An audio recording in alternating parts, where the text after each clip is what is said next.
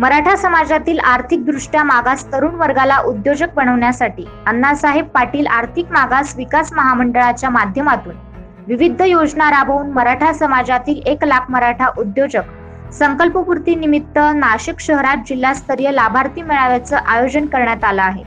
शनिवारी सकाळी 11 वाजता शहरातील छत्रपती संभाजीनगर महामार्गालगत असलेल्या मधुरम बँक्वेट हॉल येथे हा मेळावा होणार आहे। याबाबत अधिक माहिती अण्णासाहेब पाटील आर्थिक विकास महामंडळाचे अध्यक्ष नरेंद्र अण्णासाहेब पाटील यांनी दिली। माध्यमातून मराठा समाजाला मिळालेला आहे। मराठा समाजाच्या या योजनेअंतर्गत सारथी पण एक फार मोठी योजना आज राज्याचे मुख्यमंत्री म्हणून एकनाथजी शिंदे साहेब त्याचं बारकाईने लक्ष देऊन त्या ठिकाणी काम करतात।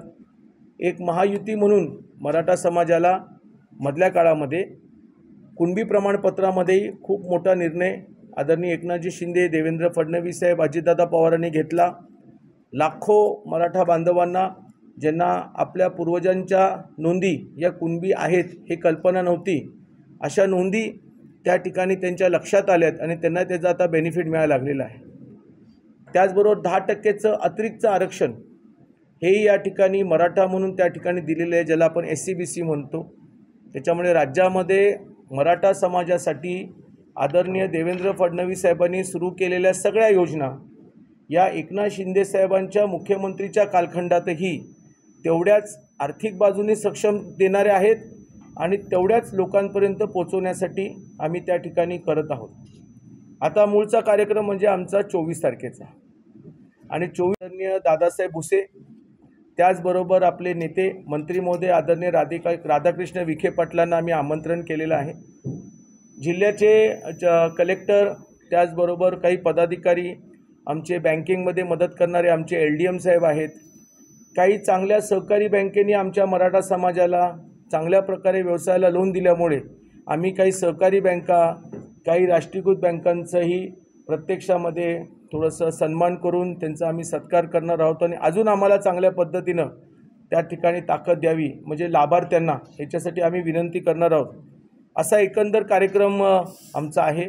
त्याच्यामुळे माझी सर्व पत्रकार बांधवांना विनंती आहे की मला कल्पना आहे की आजही काही कार्यक्रम आहेत, उद्याही एक कार्यक्रम आहे आणि परवा कार्यक्रम आहे।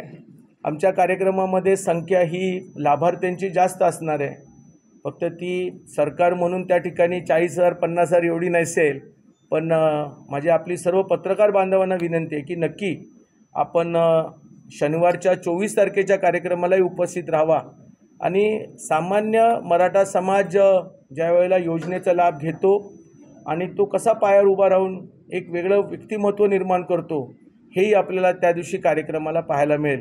मी आपल्या सर्वांना असू शकते, परंतु राष्ट्रीयकृत बँकामध्ये युनियन बँक ऑफ इंडिया आहे, बँक ऑफ महाराष्ट्र आहे, स्टेट बँक ऑफ इंडिया आहे, बँक ऑफ बरोडा आहे, bank of India, Canara bank आणि प्रायव्हेट सेक्टरमध्ये आमच्याकडे HDFC बँक आहे, AU फायनान्स आहे आणि कोटक महिंद्रा बँकेनी चांगलं प्रकरण त्या ठिकाणी केलेलं आहे।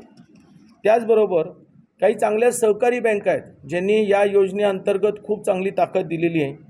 ते लोकनेते दत्ताजी पाटील कोऑपरेटिव्ह बँक आहे, त्याच्यानंतर Nashik road Deolali cooperative bank आहे, जळगाव जनता कोऑपरेटिव्ह बँक आहे, नाशिक जिल्हा महिला सहकारी बँक आहे, बारामती सहकारी बँक आहे आणि चांदवड मर्कंटाईल कोऑपरेटिव्ह बँक आहेत। अशा बँका आहेत, अशा बरेचशा बँका आहेत, प्रमुख काही बँका ज्यांनी चांगलं सहकार्य केलेलं आहे त्याच्याबद्दलची मी माहिती आपल्याला देत आहे।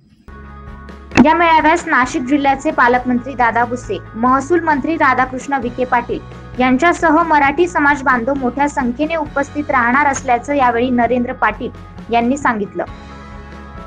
न्यूज महाराष्ट्रासाठी प्रतिनिधी इसाक कुरेशी।